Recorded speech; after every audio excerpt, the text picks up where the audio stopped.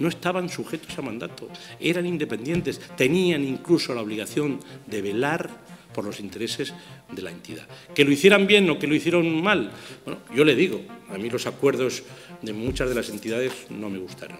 Nunca, en ninguna reunión del Partido Socialista que yo haya presidido, se ha discutido ni de un préstamo, ni de una contratación, ni de nada que afecte a una caja de ahorros.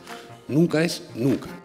Eran dos de las comparecencias más esperadas, la del presidente de la Junta y la del exsecretario general del Partido Socialista. Enseguida vamos a escuchar sus versiones sobre lo que sucedió con las cajas de ahorro de la comunidad. Antes, titulares. Asistimos a la última junta de portavoces antes de las vacaciones de verano, en la que se ha acordado ampliar el periodo de enmiendas hasta el 20 de septiembre. 5 leyes se han visto afectadas. Esta semana el presidente del Consejo Económico y Social ha presentado su memorial anual, un 2017 intenso de trabajo que han reconocido todos los grupos políticos. Germán Barrio pide más trabajo y más inversión para combatir la despoblación. La oposición ha cuestionado la Fundación Siglo. Según el Partido Socialista, sale demasiado cara y es totalmente prescindible. Enseguida escuchamos más argumentos.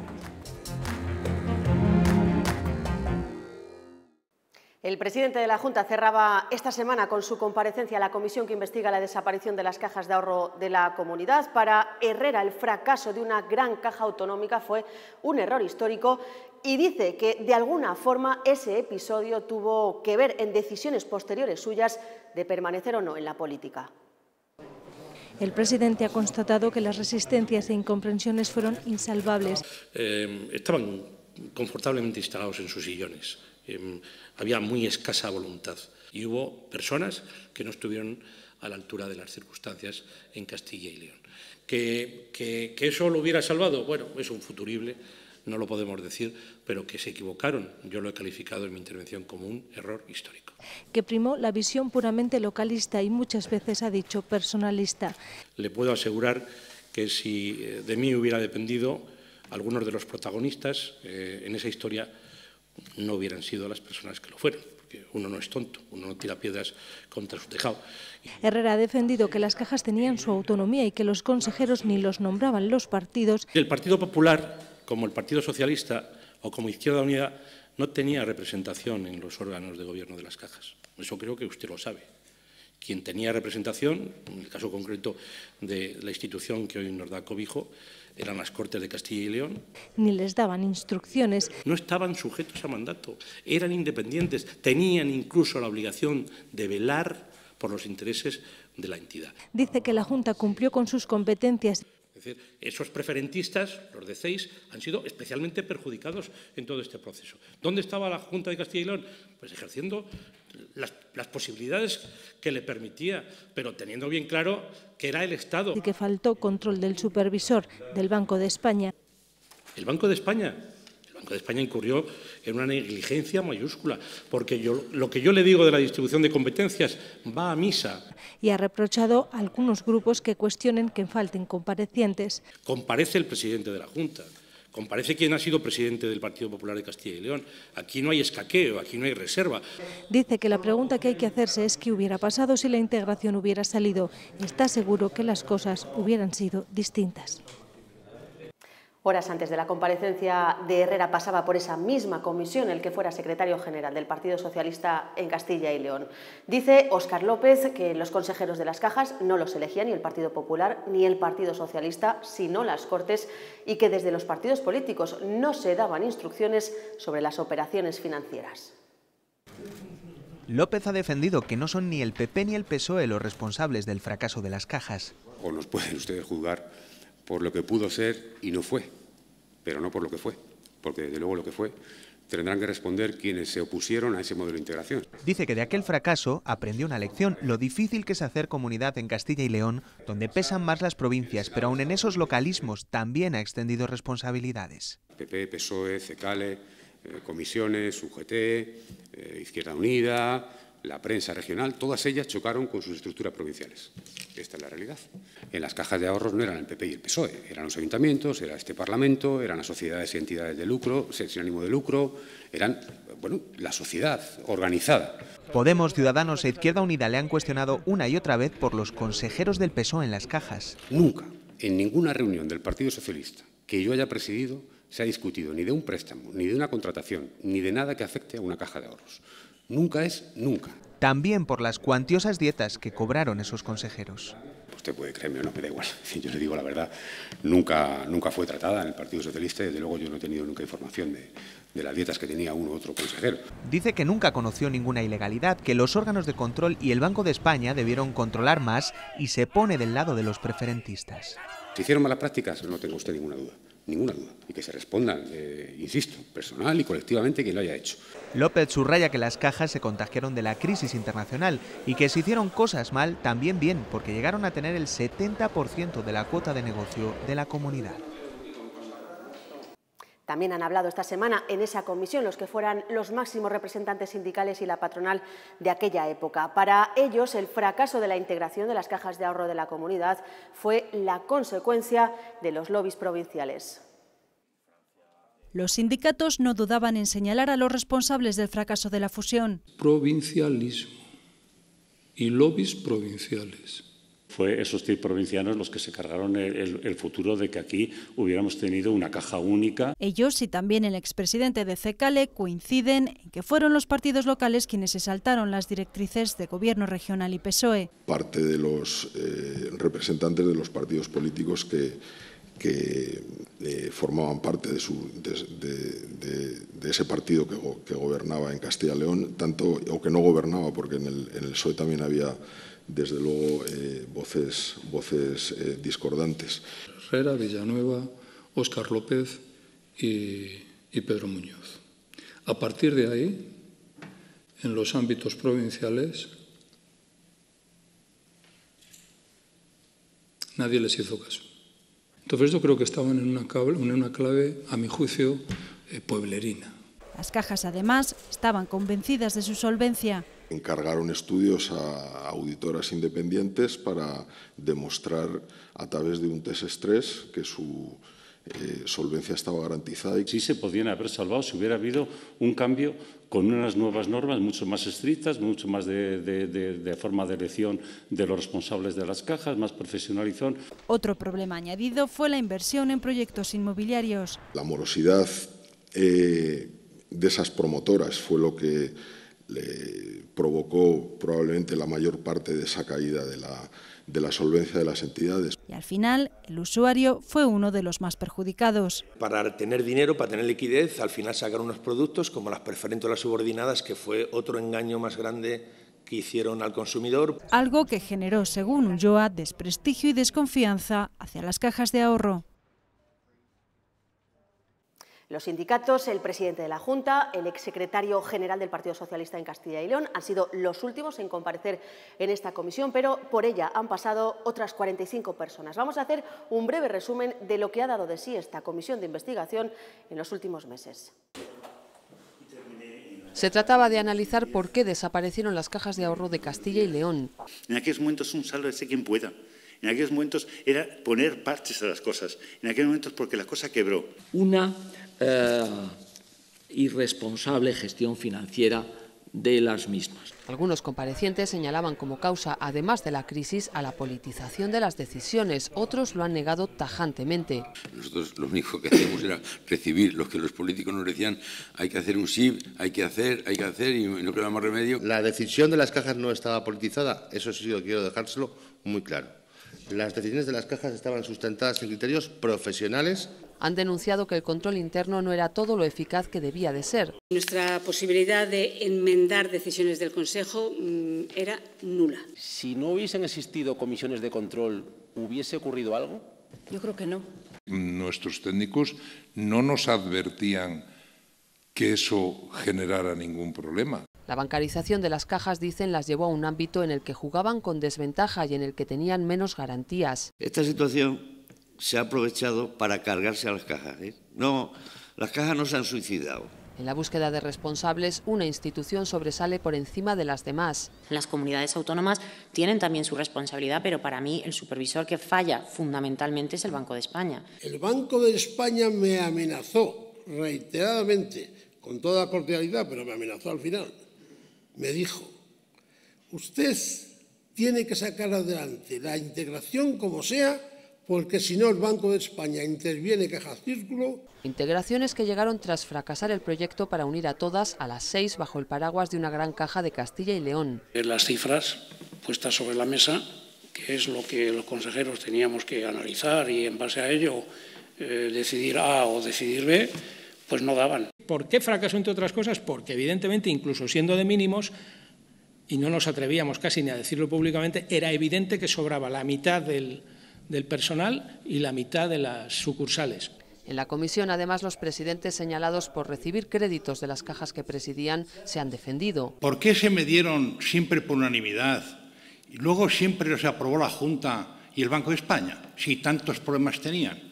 Pregunto. Sobre todo de los créditos avalados por mí, tengo embargado hasta la jubilación. Aunque se llevaron a los tribunales, han negado jubilaciones excesivas por encima de la ley o sueldos desorbitados. ¿Eran buenos? Pues eran los que se llevaban. Y ha habido preguntas que se han quedado sin respuesta. Voy a hacer uso de mi derecho a no contestar y, por tanto, pues vuestras preguntas tenéis que entender que, en mi caso, con todo el respeto, no voy a contestarles. Pero la gran mayoría ha defendido que las decisiones, aunque se demostraron erróneas, se tomaron de forma responsable, también en el caso de las preferentes. Nadie lo ponía en tela de juicio, y mucho menos que éticamente eran incorrectas. Hicieron las emisiones porque se estaban haciendo las emisiones de una manera generalizada en todo el sector. Los preferentistas han estado en la sala y han contado su parte de la historia, que para ellos es muy diferente. Siempre decía que lo había hecho todo correctamente, que había informado perfectamente. ¿Cómo podía informar casos que tuvimos como señoras analfabetas o niños de 4 años? Por la comisión han pasado desde septiembre de 2017 los presidentes, los directores generales, los responsables de las comisiones de control, auditores, expertos en economía y hasta uno de los presidentes de la Comisión Nacional del Mercado de Valores.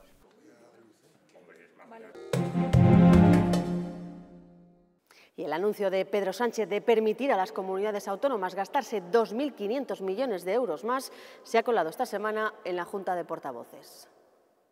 Unos 2.400 millones de euros de margen fiscal adicional para el conjunto de las administraciones autonómicas. El anuncio lo hacía esta semana Pedro Sánchez y horas después llegaban los reproches de algunos partidos. En ningún caso una propina engañosa, cuál es la de permitirnos endeudarnos más, incrementar el margen de déficit, puede suplir una necesidad imperiosa que tenemos todas las comunidades autónomas. Otros, sin embargo, aunque también creen que no es la solución definitiva, defienden el nuevo margen de déficit. Si sirve para apoyar los servicios públicos de nuestra comunidad autónoma, es evidente que lo apoyamos. El Partido Socialista asegura que exigirá las mismas compensaciones para Castilla y León en el caso de que hubiera una reestructuración o condonación de deuda para alguna autonomía. Evidentemente no es la solución definitiva para la comunidad autónoma.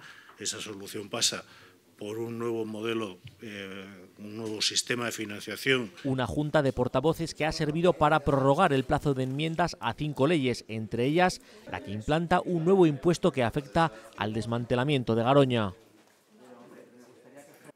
Y esta semana el presidente del Consejo Económico y Social ha presentado su memoria anual, la de 2017, un año intenso de trabajo. Ha dicho, pide más inversión en lo público para hacer frente a la despoblación. Dice que las administraciones están haciendo un buen diagnóstico, pero que hay que ponerse a la tarea. Más trabajo, más infraestructuras, mejor conectividad entre los pueblos y más inversión en lo público son los ingredientes, según el presidente del CES, para luchar contra la despoblación. Estamos haciendo una buena diagnosis, pero nos tenemos que poner a la tarea, ¿no? Y esto tendrá que ver mucho con ordenar los servicios, con financiar a las entidades locales, con la conectividad, con la comunicación. Esta semana la institución ha presentado su memoria de actividades de 2017. 661 informes, más de 850 reuniones y 14 informes sobre proyectos normativos son solo algunas de las tareas que ha llevado a cabo para asesorar al Ejecutivo. Es justo reconocer que son mayoría las propuestas y recomendaciones que han sido incorporadas a las normas afectadas, lo que pone en valor los informes del CES. La labor del CES, un órgano con 28 años de historia, ha sido alabada por todos los grupos políticos que han tenido también sus peticiones. Destacamos, pues desde luego, ese rigor, ese contenido y esa objetividad Quiero destacar que el CES de Castilla y León es pionero en España en crear ese grupo de enlace con la sociedad civil. Esa agilidad o esa rapidez con la que cuelgan esas fichas de actualidad, esos datos del IPC, esos índices de confianza empresarial, los datos de desempleo, los datos de dependencia, los boletines de actualidad, es, si puede decirse la expresión, un libro de cabecera para nosotros, señor Barrios. La mayor parte de las consideraciones que el CES ha hecho a las normas que se han aprobado, con rango de decreto, incluso con rango de ley, en este año 17, han sido tenidos en cuenta. El presidente del Consejo Económico y Social ha anunciado la firma este año de un nuevo protocolo con los CES de Andalucía, Extremadura y Galicia, dirigido a potenciar los ramales del corredor atlántico, vital para desarrollar la productividad de Castilla y León. Las empresas públicas están siendo miradas con lupa desde la Comisión para la Racionalización de la Administración. En esta ocasión era el turno de la Fundación Siglo, que se encarga de promocionar el turismo y las artes. Para la oposición sale muy caro este organismo y es totalmente prescindible. Los más agresivos con la Fundación Siglo han sido los socialistas. No somos en absoluto partidarios de la Fundación Siglo, de este tipo de fundaciones dentro de la Administración. Entendemos que debe ser una gestión directa por parte de la Consejería de Cultura. Que tras la crítica general han bajado al detalle, al preguntar por un conferenciante que cobró más de 2.000 euros por una sola charla, o el escaso número de visitantes en Siega Verde. La gestión indirecta de lo público también preocupa a Podemos. Nosotros defendemos la gestión pública del dinero de todos y de todas, y donde entendemos pues, que se está poniendo en peligro con estas actuaciones nuestro patrimonio cultural. El director defiende el modelo porque a través de empresas públicas la gestión es más ágil que desde la propia consejería. Actuamos en los términos del derecho privado, civil y mercantil y tenemos una flexibilidad de gestión, las propias, de una contabilidad privada, no pública. Esas posibilidades hacen más ágil nuestra gestión, pero ojo, no la hacen una organización fuera del control. Otro aspecto que preocupa es el desigual reparto del dinero público entre provincias, situación que ha denunciado Ciudadanos, que cuestionan los 30 millones de presupuesto que maneja la Fundación. La Fundación Siglo gestiona 1,5 veces más presupuesto que la Dirección General del Patrimonio, que puede ser bueno o puede ser malo, pero hay que dar el dato. Derroche negado por el Grupo Popular. Con estos recursos que han disminuido sustancialmente, la Fundación desarrolla una ingente actividad.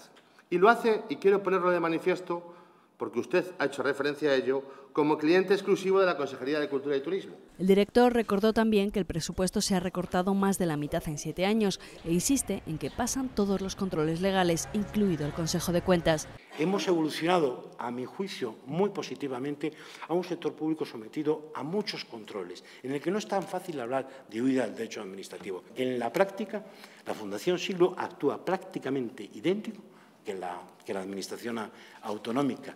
La Fundación Siglo cuenta actualmente con 189 trabajadores.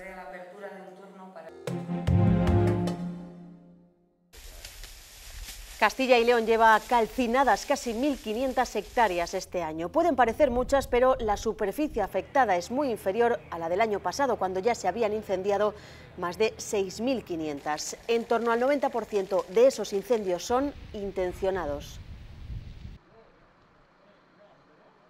Estamos a mediados de julio y nada que ver con el año pasado en cuanto a incendios forestales. Esta semana ha comparecido en las Cortes el consejero de Medio Ambiente.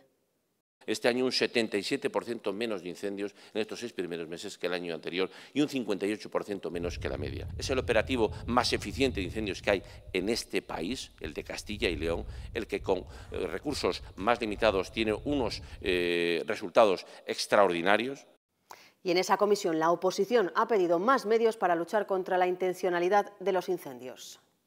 Cuadrillas que conocen el territorio y que son las mejores para prevenir y para evitar estos incendios. Parecen insuficientes para las necesidades de Castilla y León. Aquellas personas que en la cultura del fuego se dedican a quemar por otro tipo de intereses los montes puedan tener un freno. Las mujeres cobramos entre un 21 y un 23% menos que los hombres. De media, nosotras hacemos el 70% de las tareas en el hogar y 8 de cada 10 reducciones de jornadas también van para las mujeres. Con estos datos de partida, la próxima semana hablamos de igualdad en un debate con las portavoces de la Comisión de Igualdad de las Cortes. ¿De dónde surge esa desigualdad y cómo atajarla? Son las grandes dudas que ellas tendrán que responder. Nosotros nos vamos, volvemos la próxima semana con ese debate. Adiós. A la hora de incentivar las oportunidades. Directamente a empezar este debate con datos que no son nada halagüeños. Seguimiento de lo que se firma, porque luego la realidad del día es otra. Porque yo creo que porque hay muchos condicionantes que están influyendo